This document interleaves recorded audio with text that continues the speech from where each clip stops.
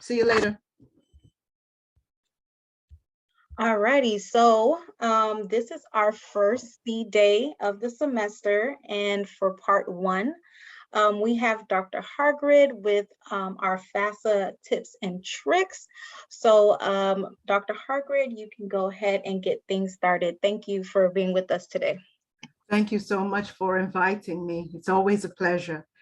So today we're going to talk about FAFSA tips and tricks. For many of you, this may be a refresher, and for some of you, this may be brand new information.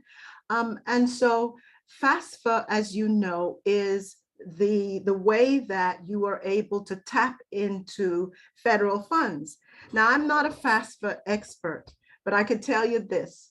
I went through all of my college using FAFSA to help me fund my education. And what I've done is I asked the director of compliance for Broward College in the financial aid area to give me an interview to talk about some of the things that she's found that cause students problems when it comes to FAFSA. So listen carefully, because in this workshop, you're going to hear what she has to say. It's an audio interview. And then at the end of the workshop, you're going to have a little quiz that where you'll be able to win a little Amazon gift card, a $20 Amazon gift card for the person who gets the most right answers. So listen carefully as we go along. So how's everybody today? In the chat, just you can say that you're doing well or not so well. I'm going to ask you a few times to put things in the chat. So how's everybody? And of course, you can open your mic if you need to. Great, great. Good to see that you're doing well. Great. All right. Excellent. Thank you, Anna. I'm doing well too. Thanks so much for asking. So here is the first question, the first set of questions I have for you. And I'd like you to put the answer in the chat. So FAFSA has a start date every year. Do you know what that start date is? It also has a deadline every year. Do you know what that deadline is? So in the chat, I see we have one answer. Good, good, good. Anyone else? So I know it's only a few of you, don't worry. I know that everybody will participate. So we know, so we have October 1 for the start date. What about the deadline? Okay, good, good, good, good. All right, so how do you pronounce your name? Is it Dashley? Dashley? Yes, Dashley. Oh, it's nice. Thank you so much. All right, and Sarah put it in. All right, so here we go. Let's see if you guys are on the money. So here's the start date. So you guys, thumbs up, good job. And here's the end date. Good job. So it's October of every year that it begins, and it's June 30th of every year that it ends. Now, let me caution this, let me tell you this though. This is for Broward College, and this was told to me by the lady I interviewed.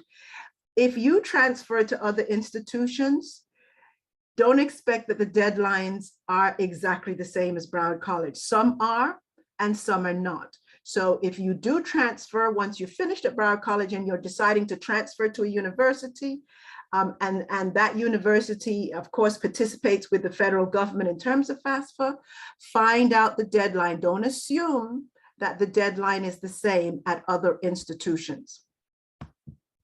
So why are we talking about FAFSA, right? Why? The reason why we're talking about FAFSA is because, guys, you all, and when I was in college, the same thing, you need money for college. And you know, unless you've really, you know, got some real money, you need to find funds to help you to do well in college. So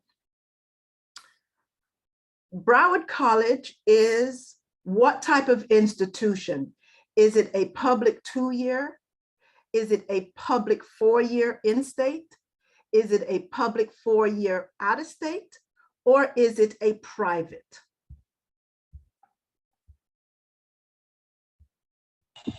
Public 2-year.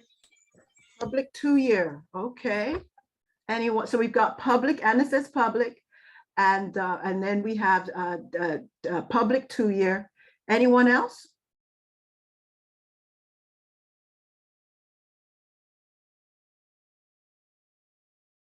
Well, it's considered to be a public 4-year institution now. The only reason why we moved from 2 years to 4 years is because once we started to offer bachelor's degrees, we became a 4-year institution. That's why we went from being Broward Community College to being Broward College. So we are a 4-year in-state institution. And sometimes you need to know that information in terms of the kind of money that you'll need.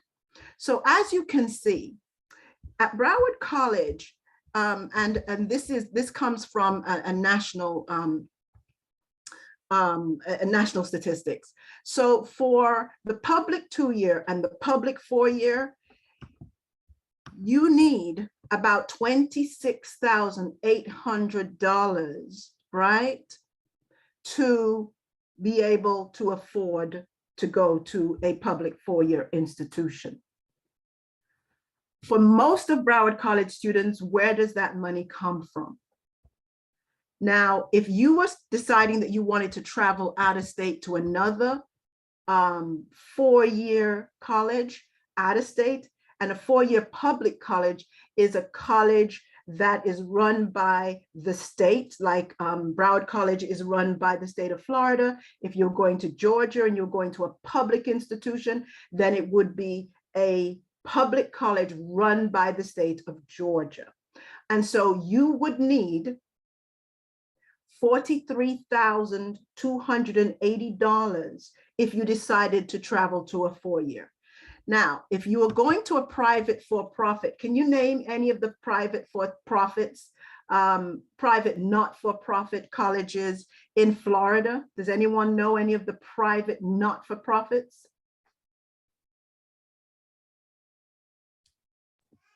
Would Barry?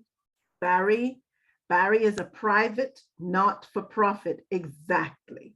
So Barry, Nova, the University of Miami, they are private not-for-profits. And there are private for-profits. That would be the Kaisers, the DeVrys, the University of Phoenix. Those institutions are the private for-profits. They are even more expensive than the private not-for-profits, but you can see that you would need about $55,000. If that's the case, where does the money come from? So we know that the money comes from FAFSA, right? A lot of it does. Sometimes you have to get a loan, but you do get the Pell Grant to help you out. So what does FAFSA mean? What does it stand for? Does it mean Federal Application for Free Student Aid, A? If you think it means A, put it in the chat. If FAFSA means Free Application for Federal Student Aid, put B in the chat. If FAFSA means Free Aid for Federal Student Applicants, put C in the chat. And if it means Federal Aid for Student Applicants, put D in the chat. Or you can just open your mic and say which one you think it is.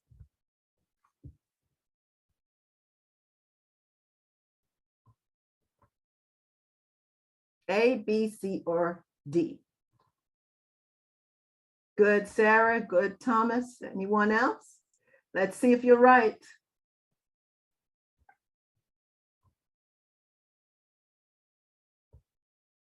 All right. To move on, because I know we in the interest of time. Yep, you guys are right. It is B.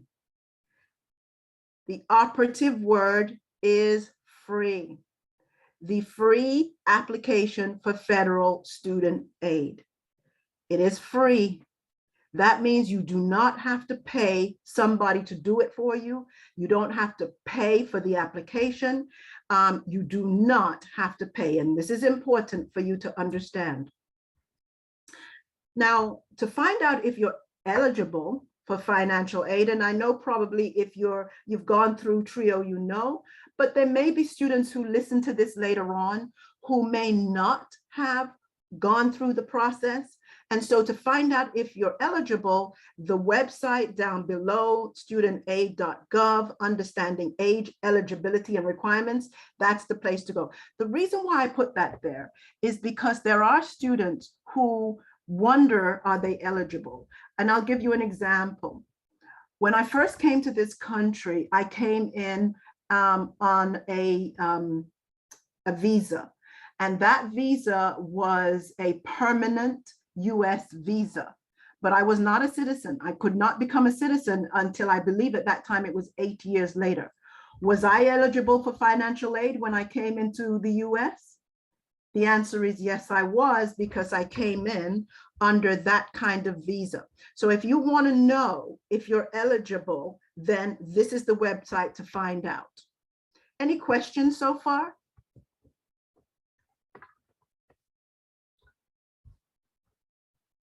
No?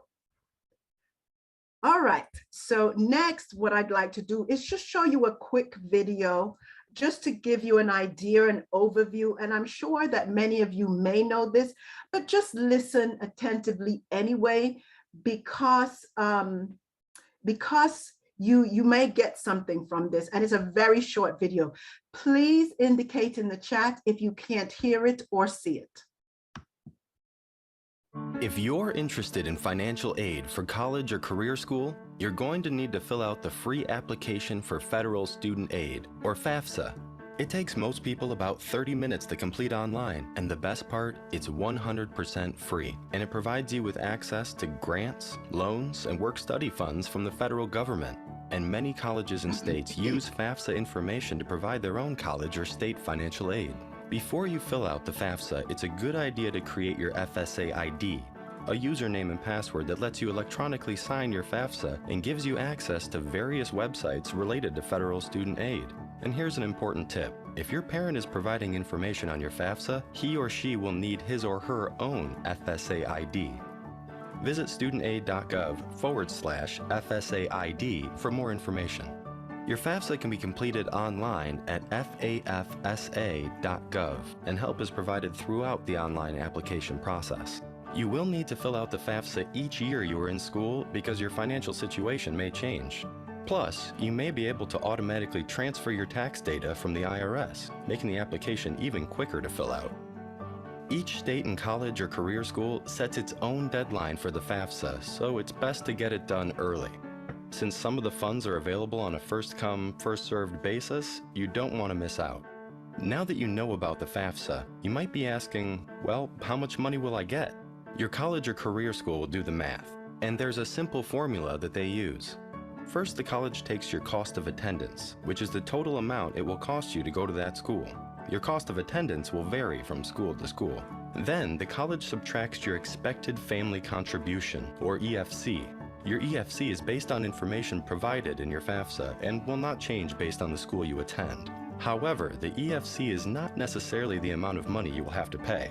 Basically, your cost of attendance minus your EFC equals your financial need. Your college uses your financial need and other information to determine how much financial aid you can receive. See? Pretty simple. If you have questions or need more information, please visit studentaid.gov. And there you have it. It's just a refresher for you to recall what you need to do for your If you're FAFSA. interested in financial... The one thing I want you to take away from that video is that it is 100% free. And the reason why I hop on that is because, guys, sometimes students get caught up, especially when they, when they get a little worried about having money. And it's not always at a college like Broward College, but when you transfer especially and money gets tight, because if you're going out of state, you've got to, it's not just the money for tuition, it's money for books, it's money for housing and all the little extras Sometimes students go and they pay for folks to go and find them money. Don't do that. You can do that yourself. And generally speaking, they're not going to be able to find you anything more than you can find for yourself. Does that make sense?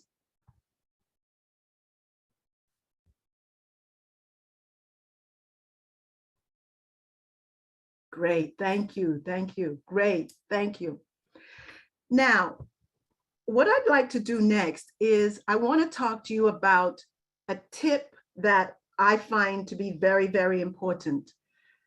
And I can tell you from my own experience when I was young going through school, if you don't ask questions and if you don't ask for advice, you can get discouraged and you can walk away from college because you don't have the funds that you need. So ask questions. If you've completed your FAFSA and if you've been awarded money, but the money is not enough, go back to the financial aid office and speak to somebody and ask them if they can help you find more funds.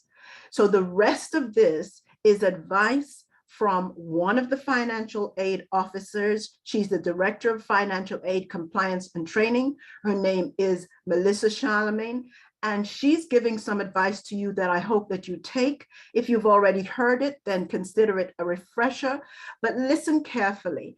And then a bonus at the end of this is I'm going to kind of show you how to find a couple of scholarships on the Broward College website that even you now may be eligible for. So, any questions before I get started?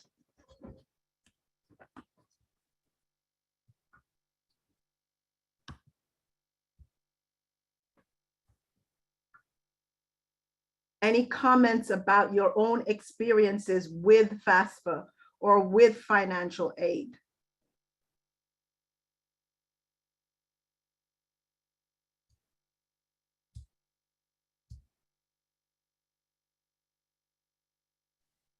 Dr. Hargrett? Yes.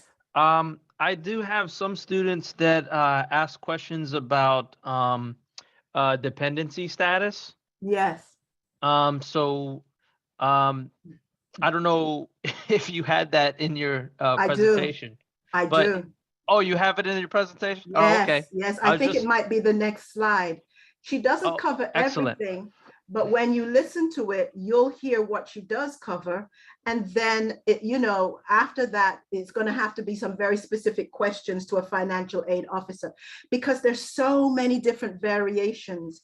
And, I've seen students through the years who've come through my classes who, let me give you an example. So I had a student in my class about 2 years ago. Mm-hmm. She was on the outs with her parents. It was a very bad situation.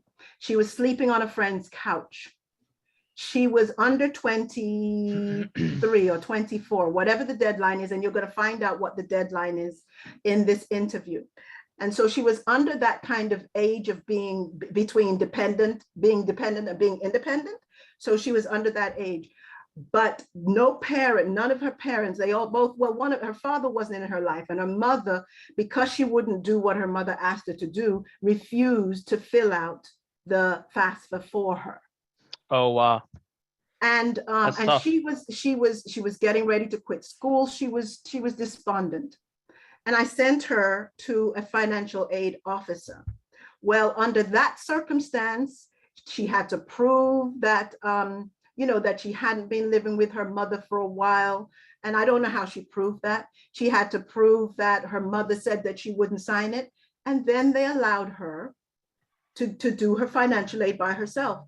And yet she was not at that independent age. So there are mitigating circumstances. So as we go through this, listen, guys, and you'll hear some of that from this interview. So I asked her specific questions. The first question is, do parents always need to sign the FAFSA? So listen to what her answer was, all right, guys? And then if you have questions, do not hesitate. Not that I can answer every one of them, but certainly I can answer some. So listen to her answer.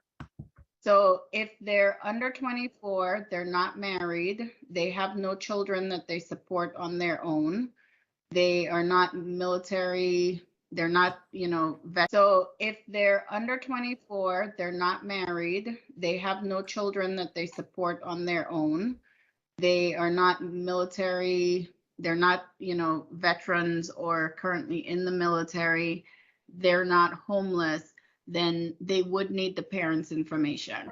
Again, the best way for them to find out if they need the parents' information is for them to actually log on to the FAFSA. It will ask them a series of questions. And once they answer those questions, it will tell them, yes, you need your parents' information. No, you don't need your parents' information. So there you go. That's the first question. And that's important because there are circumstances where you may not need your parents' information. But generally speaking, if you're under that age, you're not military and the like, you're living at home, your parent, and usually it's the parent that you're living with. So if you both parents are in your life, but you're living with your father, then your father would need to fill out the FAFSA. If both parents you're in your life, but you're living with your mother, now when it comes to living half time with one parent and half time with another, I am not 100% sure what you would do in that situation. But remember to ask financial aid if you do not know. You can email her. She told me that students can email her directly, and you can go to the Q list on the website if you need to ask further questions. And I'm sure that you TRIO coaches can also steer them to folks that you know in financial aid, correct?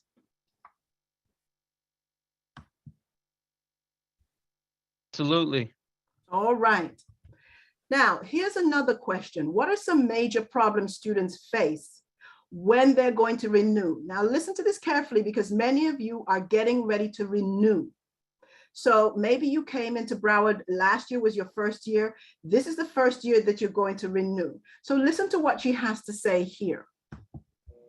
What are some of the things that you've seen that really cause students to have problems renewing their FAFSA, where you find that even though they've been here and they have obviously they did a FAFSA for the year before, but when it comes to renewal, they hit some roadblocks? Are there any things that stand out?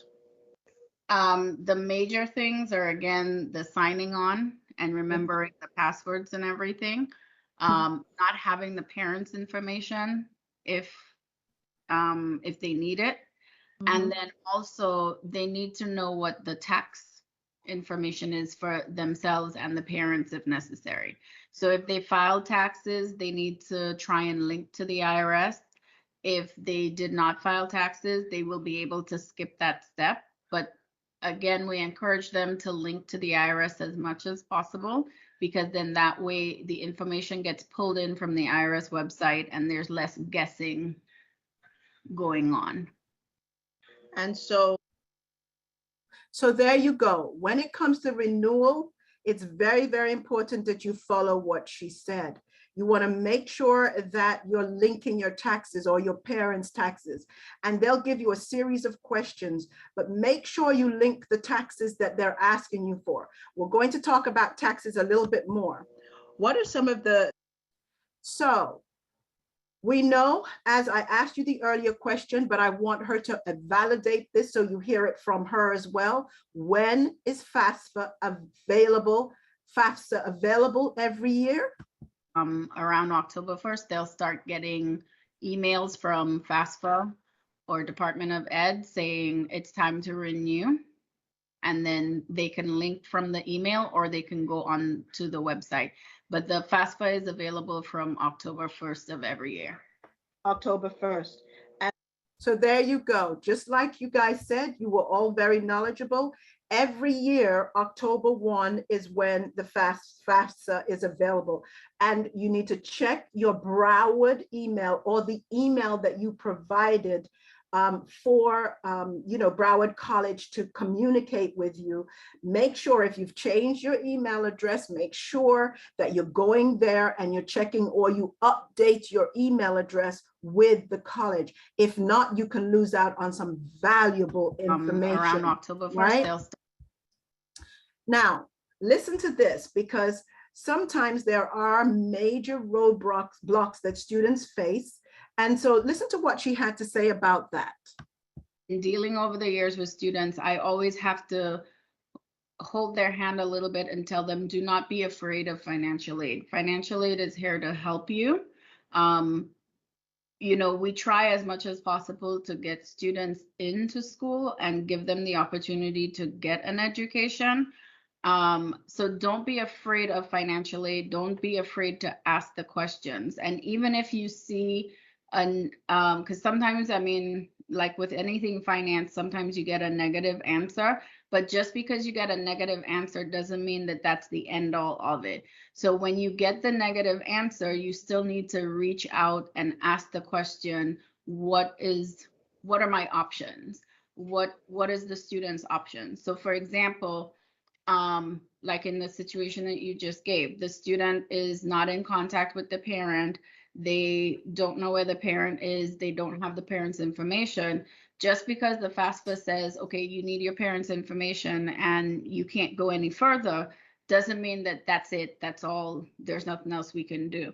What it means is you should pick up the phone and call your financial aid department, or go into the financial aid department, and then they can see if, okay, maybe there's an error on the FAFSA that, you answered a question incorrectly, or they can see if, hey, there's another option, there's another avenue we can go down, there's something else that's available to you, even if your parent is out of the picture. So for just as an example, if there's a student who has been homeless, they have no contact with the parent because the parent, kicked them out of the house, and they've been homeless. They've been living on their friend's couch, or, going from home to home. They don't, and as much as the FAFSA says, yes, you need your parents' information, we as a financial aid office can say, okay, this is a special situation. He doesn't have the parent information. He's been homeless. We can skip that step and move on to the next and still help the student get financial aid. So that's huge. That's huge. Yes. So my biggest thing is always to students, when you get a negative answer, or you hit a roadblock, don't just give up. Call the office, go into the office, speak to somebody about it. Again, this is why we get paid. We get paid to understand the ins and outs and to give out the information and help the students get financial aid. That's fantastic. That is. In dealing over the years with students, I always have. So, as you just heard, it is very, very important that you understand that there are circumstances where you may be able to do something different. I can tell you from my experience with students who have been homeless or have had problems with parents, and the parents don't want to sign, what they would like to see from you is some level of you living independently. That means that they want to see a bill in your name, let's say a phone bill, or if you're living someplace else, if you can show the address that you're living at for a certain period of time. Those are the things that they'll take to say, okay, even though you're under 24, but it's obvious that you're living on your own, we don't need to get your parents' information anymore. So those are some of the things that I've seen personally when I've dealt with students one-on-one.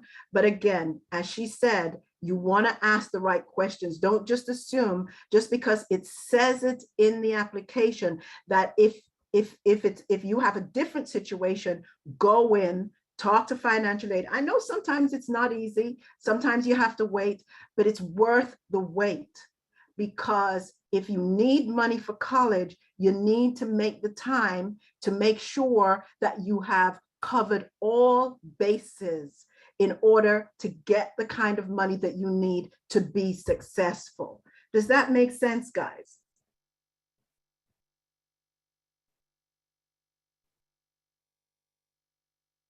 Thank you, Dashley.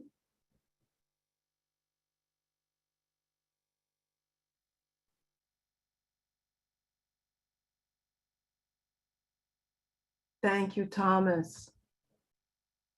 All right. Now, here's a question that I put in there, and this is a very important question. Which tax year do you use? And so for the 2021-2022 year, this, you're in the renewal period, you are using the 2019 taxes, 2019. And so the reason why they did this is because they know during the pandemic that there've been problems with getting the taxes up to date. So they're now going back 2 years. So now you only have to use the taxes from 2 years ago. As long as those are filed, you go into the FAFSA and you pull them in from the IRS website, and it populates into your FAFSA application. So if you filed, or your parents have filed and you've got 2019, then that's going to be easy.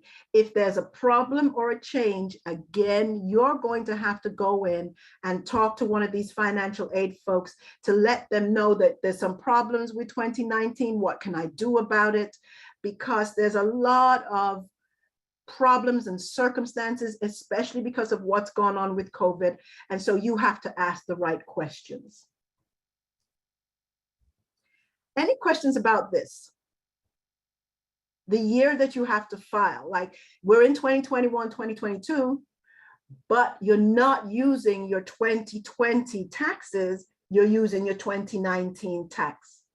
Does that make sense to you guys? And you probably knew this, but I just want to know here if it makes sense and you understand why. Any questions about this? You can open your mic or put a question in the chat.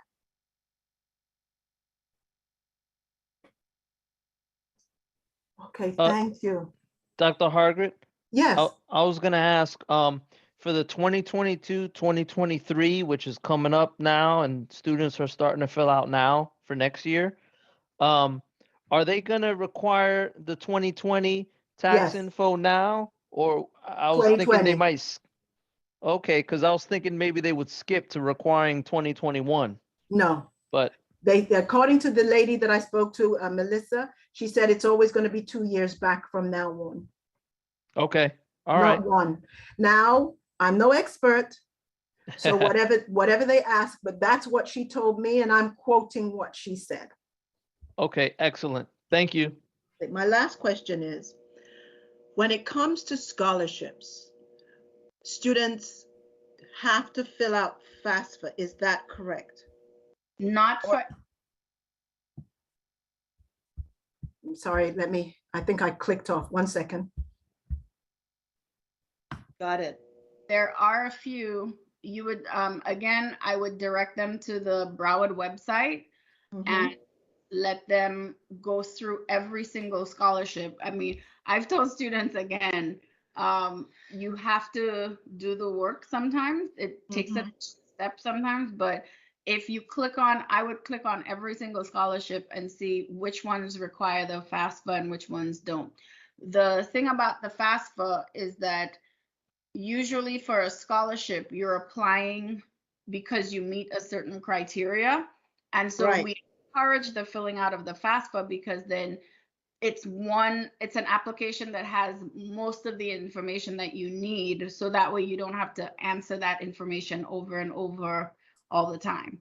So that's why the FAFSA is encouraged, but there are a few scholarships out there that don't require the FAFSA.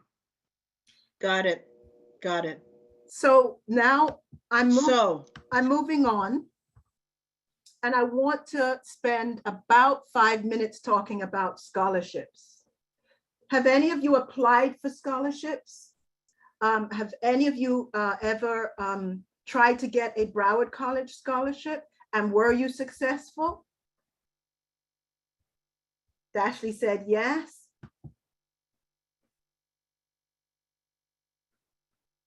Anyone else applied for a Broward College scholarship, and were you successful? Okay, Olga has not. Okay. Hi, Romero.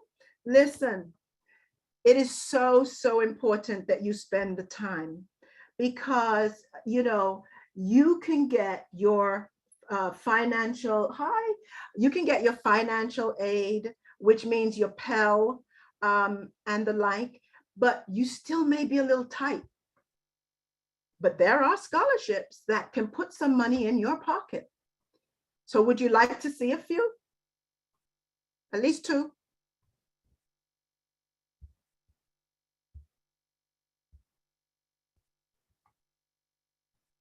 You were not successful. All right. So I'm going to show you two.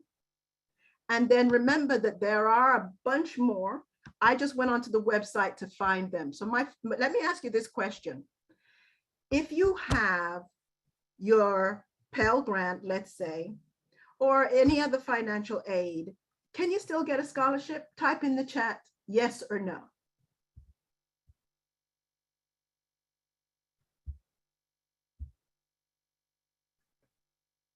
Yeah, you guys are good. The answer is you sure can. And that scholarship can actually put some money in your pocket for transportation, for books, for housing.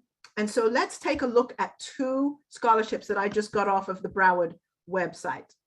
This is called the American Dream Broward College Scholarship.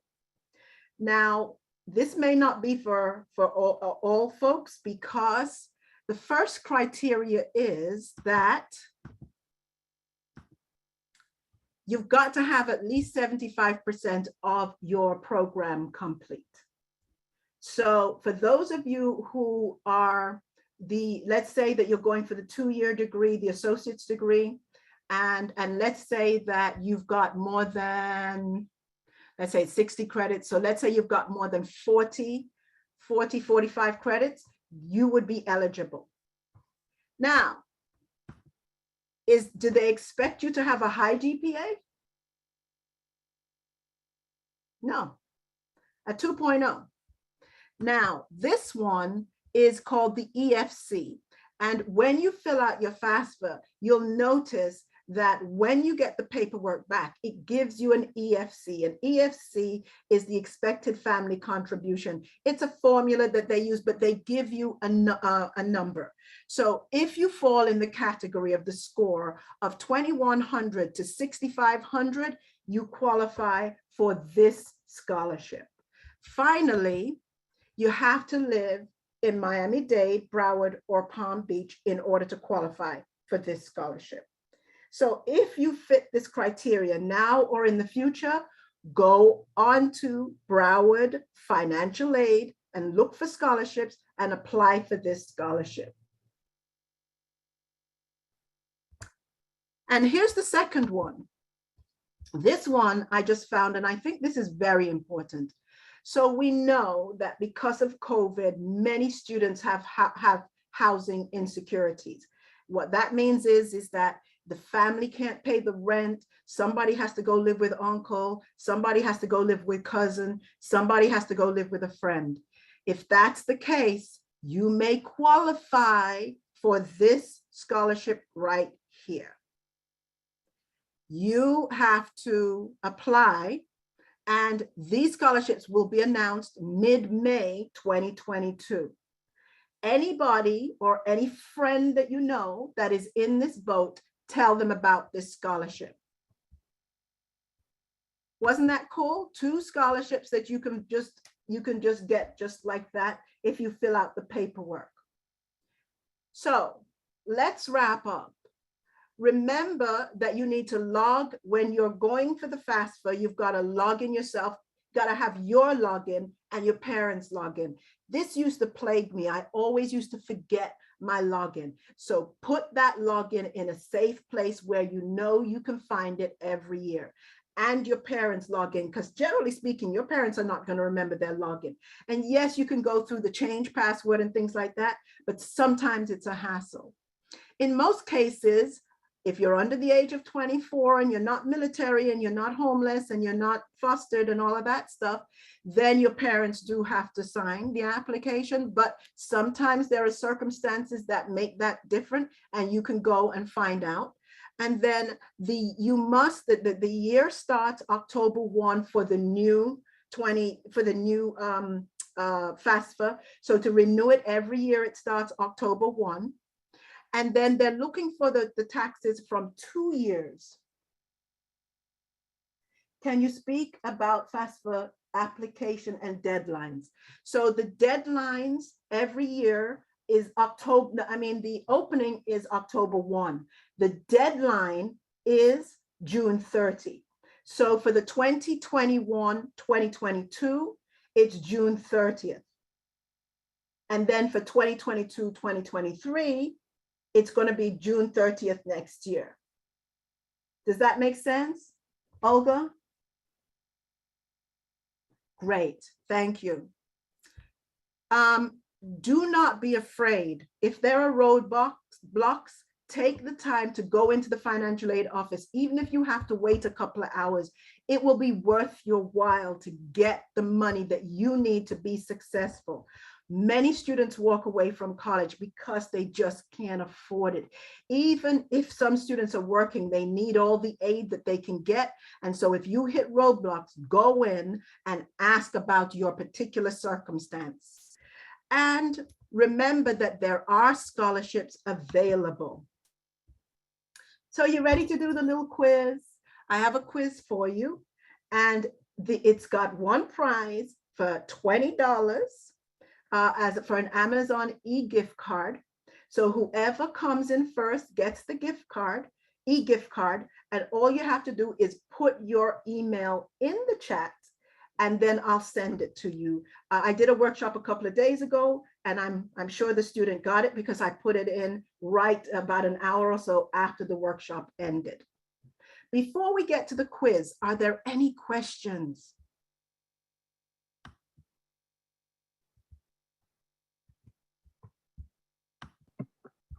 There is one in the chat that I'm asking. I applied 21, 22 back. Do I need to apply again to get summer semester covered? That's a very good question. The answer is, it depends on how much aid you are given for 2021 and 2022. The best thing to do is to either email your financial aid person or go in, because if you got full aid for the fall and spring, you will probably need to apply. If you only got partial aid, and when a full aid is 12 credits or more, if you got partial aid like 6 credits or 9 credits, you may have money left over for the summer. But I'm not the expert. It is a very good question. You should not make any assumptions. It's best to either email financial aid or go in and speak to them. But it's very important that you do that. So if you got 12 credits worth of aid in the fall and 12 credits worth of aid in the spring, you probably do need to. What happened if I don't take one semester? Meaning you don't use the aid for one semester? In that year, what about building? In that year, if you, let's say you didn't take for fall, but you took for spring, you still have money left over for summer. What building? Oh, is financial aid at Central? I believe it's in building 19. Guys, is it in 19? Yes, building 19. Building 19. The answer center, yes. Romero put it on the chat. Yes, so it will be in building 19 in the answer center. All right, those are great questions. And tell me if you have any more. I know you have another thing coming up. I'm trying to make sure that I'm not trying to go over, because you have another seed workshop going on in about what, 3 o'clock, I believe. Is that true? It's gonna start at 2 actually. I mean, I'm sorry, 2 o'clock. I'm looking at a clock here that No is still problem. on. It's still on daylight savings. No problem. What we'll do is I'll start putting the evaluation link in the chat so that they have it. And then also I'll put in our information, because we will be having a FAFSA workshop at the end of this month, actually on the 26th. This is when you can actually come in to a computer lab and actually do or complete the application with us. And we'll have a financial aid advisor come in and speak to you guys as well. So I'll put that information in the chat while you guys do the quiz. That is huge, because you can get your answer, you can get your questions answered right there on the spot, even if you guys are working. And if you guys need to take off for that, do it. Do it. Make sure that you go for that. That is huge. And if you have questions such as you were just asking me, that's where you can get the experts to answer that question. Yes. Right? All right, guys, are you seeing the quiz on the screen? You should see joinmyquiz.com. I've got Elizabeth, Anna, Tashina. So the rest of you, hurry up, because I want you to win the money so that you could go to your next workshop. So I'm going to start in just 1 more minute. So get in.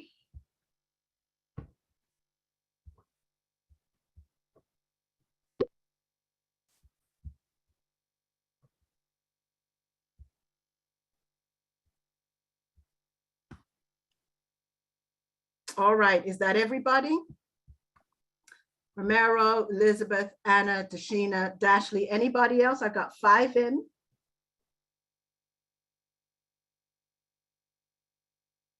Olga, no. Beatrice, Sarah, anybody else? Going once.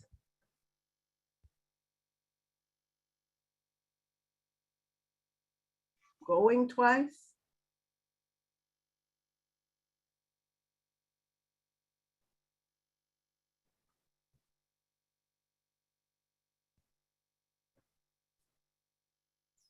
All right, gonna start.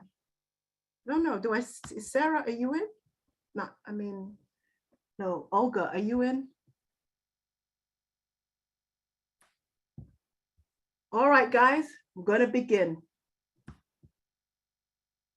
10 questions.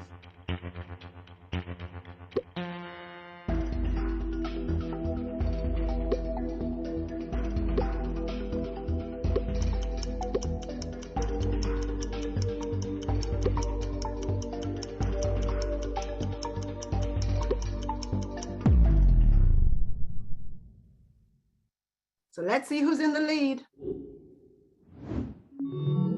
All right, Elizabeth, Dashley second. All right, let's go. Question number 2.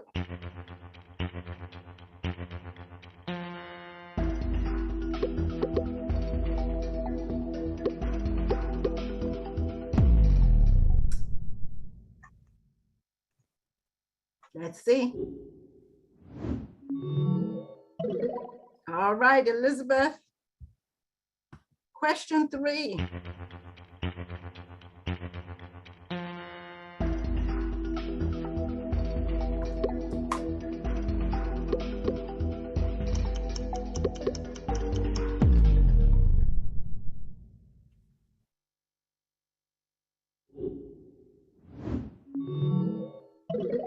Ah, Dashley again. All right. Here we go. Next question.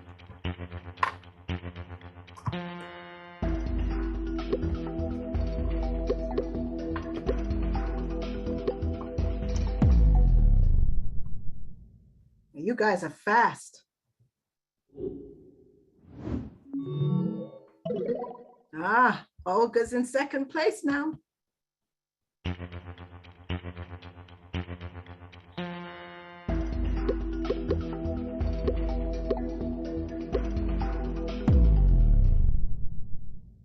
You guys are doing well.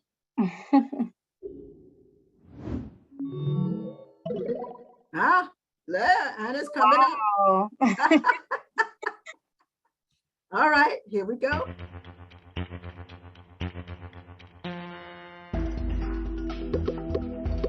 Oh, that was fast. That was a fast one.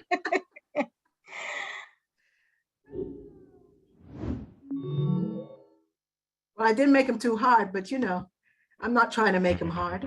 I'm trying to make it fun.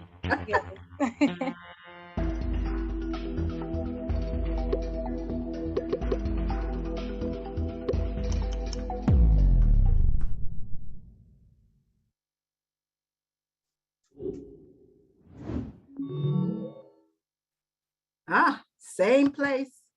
Here we go.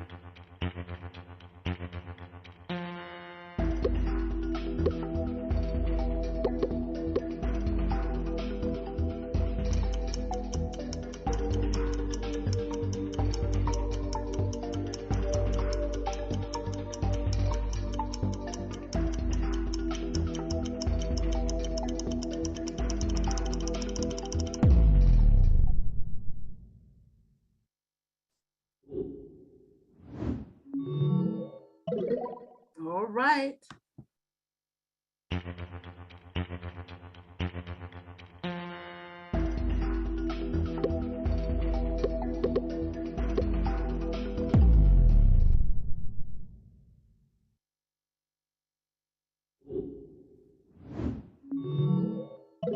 Anna?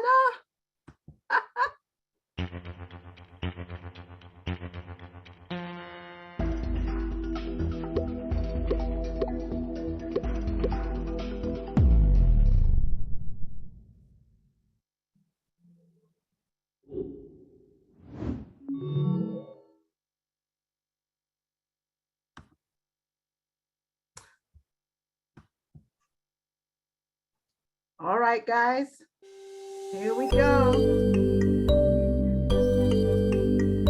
Congratulations, Anna and Elizabeth. Anna, if you will put your email in the chat, I will send you the gift card. And guys, thank you so much. I hope you learned something in this quick FAFSA workshop, tips and tricks. And I hope you realize that you can certainly find ways to find even more money through scholarships if you take the time to do it. It's been a pleasure. It's been a fast one, but it's been a pleasure instructing you. And say LAA. And so listen to your coaches so they close you out in terms of what you need to do next, and take good care, guys. Fuck. Yes, yes. So thank you so much, Dr. Hargrett. Right now, I'm just going to stop recording because we've been recording this whole time. So let me stop recording.